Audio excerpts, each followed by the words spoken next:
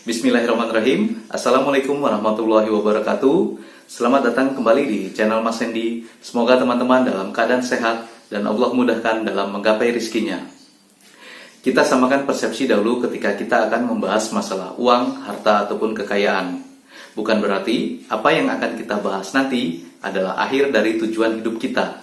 Tapi bagaimana caranya agar uang, harta, ataupun kekayaan yang kita miliki bisa menjadi penolong kelak kita di akhirat. Mungkin dengan cara bersedekah ataupun membantu banyak orang. Kaya itu relatif tergantung dari sudut pandang yang berbeda.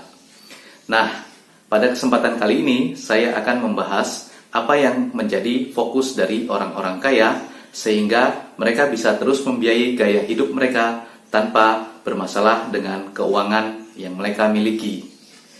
Simak video ini sampai habis.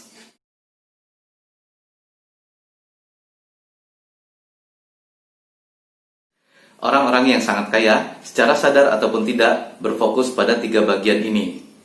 Yang pertama, sekali kerja, untung besar. Seperti misalnya mengerjakan proyek-proyek besar, membangun rumah sakit, membangun jalan, dan lain sebagainya. Yang kedua, beberapa kali kerja dengan untung besar. Misalnya, menjadi developer rumah mewah, ataupun menjadi importir barang mewah, dan lain sebagainya.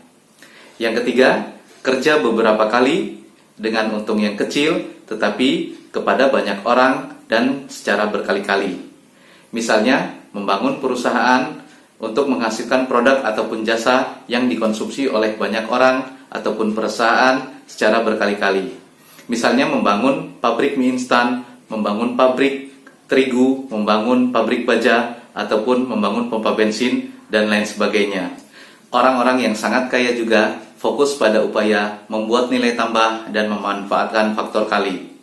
Contohnya, pada level 1, fokus untuk membuat nilai tambah. Seorang pengusaha yang sukses membuka usaha servis mobil, maka dia memberikan nilai tambah kepada pemilik mobil. Mungkin karena servisnya yang lebih memuaskan, tempatnya yang lebih luas, lebih ramah, lebih berpengalaman, lebih bagus alat-alatnya, dan lain sebagainya dibandingkan dengan bengkel yang lainnya. Level kedua, fokus untuk membuat faktor kali yang pertama. Si pemilik ataupun pengusaha bengkel mobil tadi bisa menjadi lebih kaya lagi jika ia memperhatikan atau memanfaatkan faktor kali. Baik dari segi karyawan yang ia miliki, dari segi alat ataupun teknologi servis yang ia miliki, atau dari segi luas ruang usaha yang ia miliki. Sehingga bengkel tersebut bisa menampung lebih banyak lagi mobil yang servis di tempatnya. Selain itu, ia juga harus memperhatikan ataupun memanfaatkan faktor kali sehingga ia mendapatkan keuntungan ataupun margin yang lebih besar dari setiap mobil yang servis di tempatnya. Dan juga dia harus memperhatikan, memanfaatkan faktor kali bagaimana caranya agar lebih banyak lagi mobil yang servis di tempatnya. Tentu hal ini karena para pemilik mobil merasa nyaman, merasa senang, merasa bahagia, dan merasa lebih untung jika servis di bengkel tersebut dibandingkan dengan servis di tempat yang lainnya. Level ketiga, fokus untuk membuat faktor kali yang kedua. Ketika pemilik ataupun pengusaha bengkel mobil tadi sudah sukses, maka dia bisa membuka cabang lagi ataupun menjual franchise. Sehingga ia bisa melayani lebih banyak lagi pelanggannya ataupun masyarakat secara luas. Level keempat, fokus untuk membuat faktor kali yang ketiga. Ketika pemilik ataupun pengusaha bengkel mobil tadi sudah sukses dalam membuka cabang ataupun menjual franchise, bahkan sampai ke seluruh Indonesia misalnya, maka tahapan selanjutnya dia bisa go public. Nah, dari contoh di atas dapat kita simpulkan apa yang menjadi fokus dari orang kaya ataupun orang-orang yang sangat kaya. Bagaimana mereka berupaya untuk membuat nilai tambah dan juga memanfaatkan faktor kali, sehingga mereka mendapatkan keuntungan yang lebih banyak dari bisnis ataupun usahanya.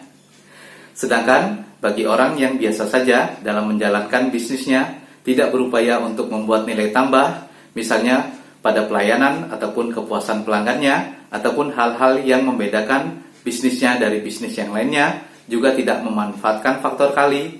Misalnya sudah saatnya membuka cabang, tapi dia tidak membuka cabang, maka bisnis ataupun usahanya akan berjalan dengan biasa-biasa saja.